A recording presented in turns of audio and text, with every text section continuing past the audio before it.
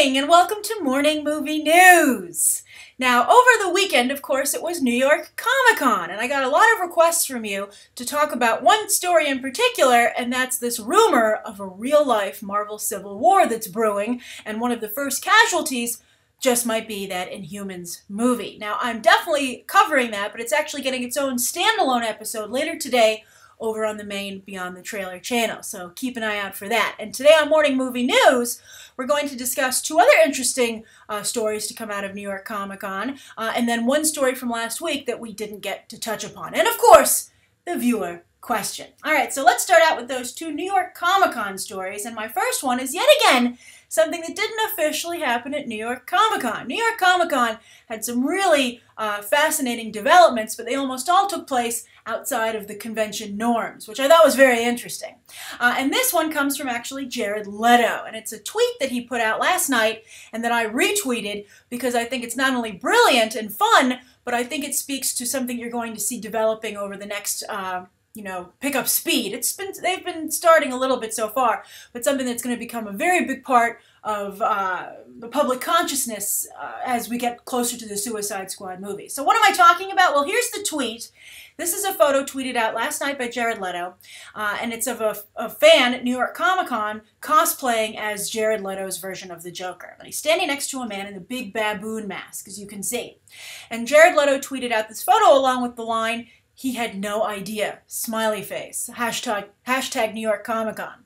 And it took me a moment to figure out what was going on here, but this is the brilliant, it's so simple and so terrifying, right? So the guy in the baboon mask is Jared Leto. You can see his eyes actually in the nostrils of the baboon mask. And this guy had no idea he was actually posing with the actual Joker. Jared Leto was playing him in Suicide Squad, and of course, who this gentleman was dressed up as. So I think this is awesome for two reasons. One, it's something very much like the Joker would do, right? I mean, it's something we've seen time and time again in the comics and the animated series, just recently on Gotham with Jerome. And that's the Joker is in your midst, in disguise, and you have no idea. And that makes you totally vulnerable to him. So it's both cool, but also really terrifying. Now, the other thing that makes it a very cool thing to do is that it really, spins out of the Comic-Con Suicide Squad trailer we saw out of San Diego. And that's the Joker and his gang, or at least just his gang, wearing masks and, doing mayhem. And a lot of people feel that the guy in the Batman mask is the Joker, of course, committing horrible, unspeakable acts with Batman's face, wearing Batman's face. And that's very Joker-y as well. So by doing this and wearing such a bizarre mask, which is very similar to the masks in the movie, he's kind of like making Suicide Squad come to life and making it seem all the more real. So I think that's really cool. That's a line maybe we don't want blurred, come to think of it. You don't want people going around in masks doing weird things. But it's out there, and Jared Leto wants to promote his movie, and I think this is an excellent way to do it. So again, it's disturbing and cool like the Joker, and it plays right out of the movie. And I loved that aspect of the trailer. It's one of my favorite things to come out of the Suicide Squad San Diego Comic-Con trailer. That and Joker in his trench coat walking behind his bodyguards. I thought that was very cool as well. So what am I talking about here in terms of publicity? Well, I think you're going to see them trying to build a myth around the work that Jared Leto has done, right? I think not only with stunts like this, but I think also the things that people are saying about him from working with Jared Leto on set. Margot Robbie, of course, there was that, she said that she felt more comfortable around the Joker than Jared Leto because that's who she spent most of her time with. He's rumored to have given her a rat, a live rat, which she kept as a pet, and also like a dead pig to the cast, like just really weirding everybody out. That's something that we discussed over the summer. And then, of course, Will Smith just gave an interview recently, and he said that he never met Jared Leto. He said he only met the Joker. He was so in character the whole time that, again, he can't really say that he met Jared Leto. And he says when he goes to the premiere, he'll be meeting Jared in publicity events, and Jared Leto hasn't really shown up at a lot of the publicity events for this movie, interestingly enough, and they certainly have a big enough cast that he's not necessary, but it'll be curious, it'll be interesting to see if Jared Leto continues to run his own solo ad campaign in tandem with the regular main ad campaign that Warner Brothers is running. And he's very good at it. I don't know if Warner Brothers is giving him any tips or notes or he's coordinating with them, but all on his own, he's doing an excellent job getting people interested in his work. And at least there's some coordination in what his co-stars are saying about him. So I think it's one thing. It'll be interesting to see if they can manufacture a myth, right? I mean, Heath Ledger's work became legendary, and a mythology around the Batman franchise, the movie franchise. Based also, sadly, tragically, on his death, but also what people said about him posthumously and the work that he did, and also the performance that he delivered. And that just was like an accidental myth building. But here you have them doing that intentionally. So I'm curious to see if it will work. And I think so far it is working. So what do you think of this? Do you think this is a cool thing to do? And do you think that, how do you feel about Jared Leto's Joker? Do you feel that a myth is being built, or do you think it's a little bit too manufactured and you're not going to fall for it? All right, so that's the first New York Comic Con story of the day. The second is a pretty big announcement from Dark Horse that has to do, again, also with movies. And that's that Dark Horse has not only re-upped with How to Train Your Dragon comics, but has landed a major property, and that's Avatar. Now, they've worked with James Cameron before and his Lightstorm Entertainment, and he made a video announcement at their panel at the convention, but now they're going to be making Avatar comics as well, and they're going to be making them for a decade. I guess that's how long it's going to take to release Avatar 2 through 4, if they ever get released. He's been working on them forever. Disney's also building an Avatar land at their Animal Kingdom. So many people are investing and betting on Avatar being something that can deliver again, which I think is weird, considering how many people disliked Avatar. But it's the most successful movie of all time. It made almost $3 billion. There's clearly something there. And maybe enough time has passed that people will be more willing to give it a second chance. I mean, I think really hardcore movie fans, of course, will check it out. It's James Cameron, and again, there's just so much riding on it. But this is a major coup for Dark Horse, and I think it's very interesting to see the way that movies are utilizing comics even when they don't originate in comics, right? It's becoming such an intertwined part of the movie-going experience, or a way to enhance it, right? So the Avatar comics are going to fill in the blank, so to speak, between Avatar 1 and Avatar 2 whenever it may come out. You're seeing this, by the way, Marvel's doing this very extensively with Star Wars, and the Star Wars comics are selling pretty well, so it's worth their time and effort. We'll see if it shores up the Star Wars movies. But then also, it's going to expand and just further explore the world of Avatar and give you a little bit more knowledge. So I think that's very interesting. I'm curious, do any of you think you'll pick up the Avatar comics? I think I'll try them, but I don't know. I think I'd have to see another movie to see if I really wanted to get into this. I have had mixed feelings about the comic book properties the comic books that are put out there to promote TV and film. For instance, I just tweeted over the weekend that I felt the Jessica Jones comic that Marvel put out was rather poor, even though Brian Michael Bendis wrote it, and he, of course, is the one who really made Jessica Jones popular enough to get her own TV show. But I thought that the comic was, really, it reeked of being a promotional comic, right? I was like, I think they did give it to me for free, so I guess I can't complain that much, but it was not good. But anyway, I've had mixed feelings about a lot of the comics that come out. Marvel movie comics, haven't really enjoyed them very much. But anyway, I also thought it was interesting that How to Train Your Dragon 2 was going to get more comics from Dark Horse, and they were going to continue right after How to Train Your Dragon 2. So you have the older Hiccup and Astrid, etc., and you're going to get those characters back in the comic. So if you have to wait quite a long time for How to Train Your Dragon 3, who knows if they'll do another age jump. So if you want to scratch your How to Train Your Dragon itch, you can read the comics or watch the TV show, obviously. Now, of course, Dark Horse also does the Airbender and Legend of Korra comics. Well, they're getting a Legend of Korra comic. The Airbender comics, I think, are hit or miss. I read a bunch of them, actually, this weekend because I realized I missed an entire series. I was like, why aren't these better advertised? But I felt like the one that I read about Toph and her father, the one that came out, I'd say maybe a couple months ago, I forget the name of it off the top of my head, I thought that seemed a lot like I was reading a comic for children. And I think these need to be all ages, but in a little bit more sophisticated way. Not all ages like for all kids, but something that both adults and kids can enjoy, right? Because don't kid yourself, properties. You have fans in both areas.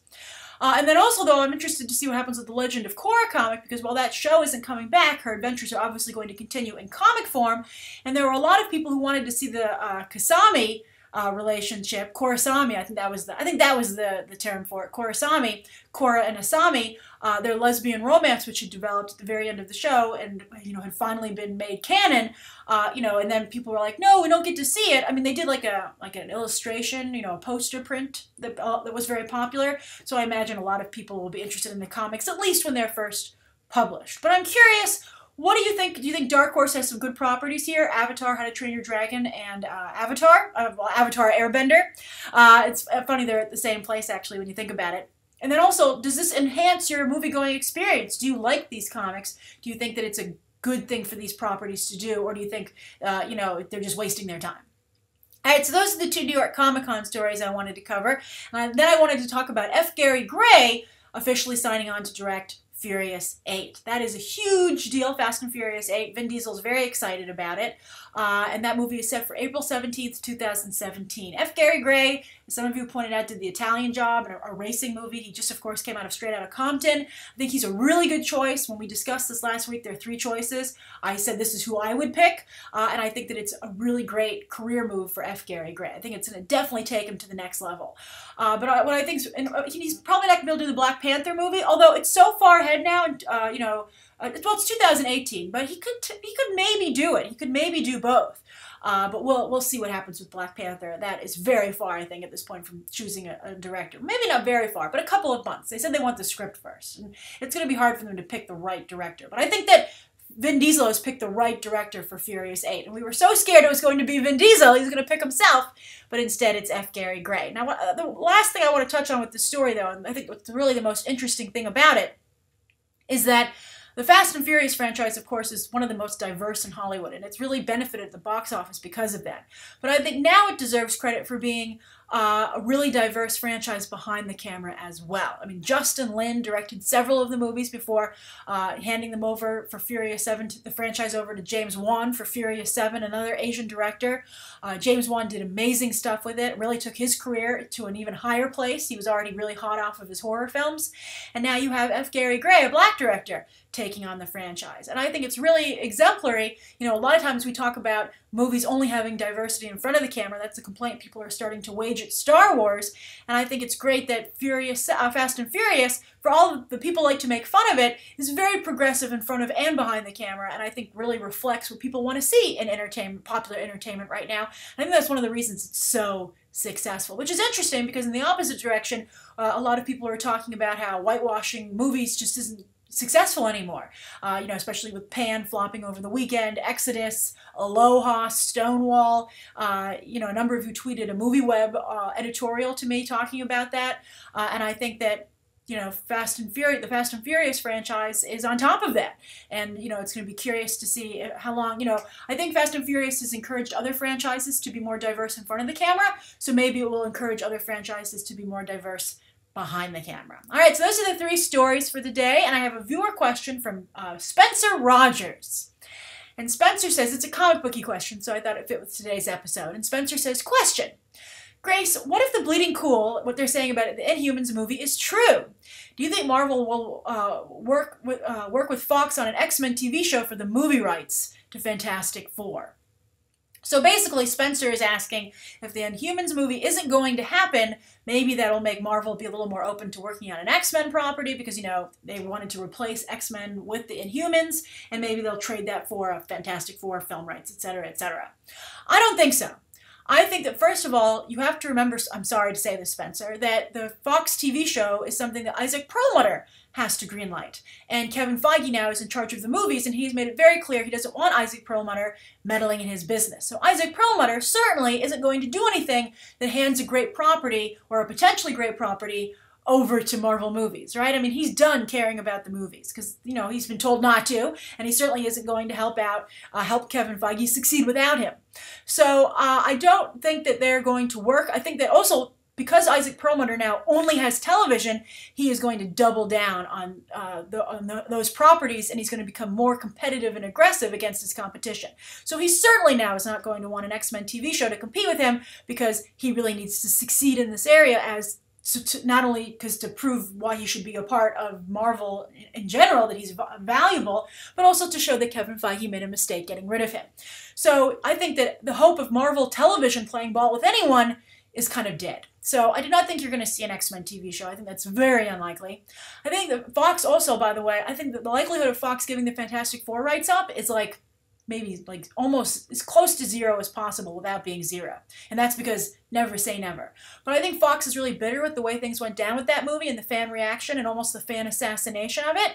And I really strongly predict that Fox will move ahead with Fantastic Four, potentially just not to let the fans, tell them how to do business. Now, that's not to say they aren't going to listen to the critiques of what they did and try and improve upon it. And I actually, as I've said many times, would like to see Fox do a Fantastic Four too, and just not make a mess of it in the third act. I thought there was a lot of really good elements there that I would like to see expanded upon. So I don't want to see Fantastic Four go back to Marvel. And also, quite frankly, I think the Marvel movies are crowded enough. They have too many properties. I really want to see them right their ship. I think that we're all very excited about Civil War, and I think that they don't need any more characters to try and shoehorn in there this late in the game, quite frankly. I want to see Vision developed. I want to see Scarlet Witch developed. I want to see Daniel Bruhl's Baron Zemo. I want to see what's going to happen with Bucky. How about Falcon? Just so many characters, and they're bringing in Captain Marvel, Black Panther, Doctor Strange. We have enough characters. Although, speaking of the whitewashing situation, I hope Doctor Strange isn't taken down with Tilda Swinton, right? That could be potentially make that movie DOA. But anyway, I don't think that Marvel needs to bring in any more properties back into their house, and I think you might not see any kind of, willingness to work with other studios at all now, because I think Marvel has a lot of infighting that they're going through. So Spencer, I don't think anything's going to change. I do think that Inhumans movie rumor is true, and you can look for my discussion on that, a very intense, detailed discussion later today on the main Beyond the Trailer channel. But thank you for your question, Spencer, and I'm sorry I couldn't say that I think that's going to happen, but, again, at the end of the day, never say never. All right, thank you so much, everybody, for tuning in. Please write down below the link to today's top 3 stories and that viewer question, anything you'd like to see covered tomorrow, and any questions that you might have. Thanks for watching. Bye.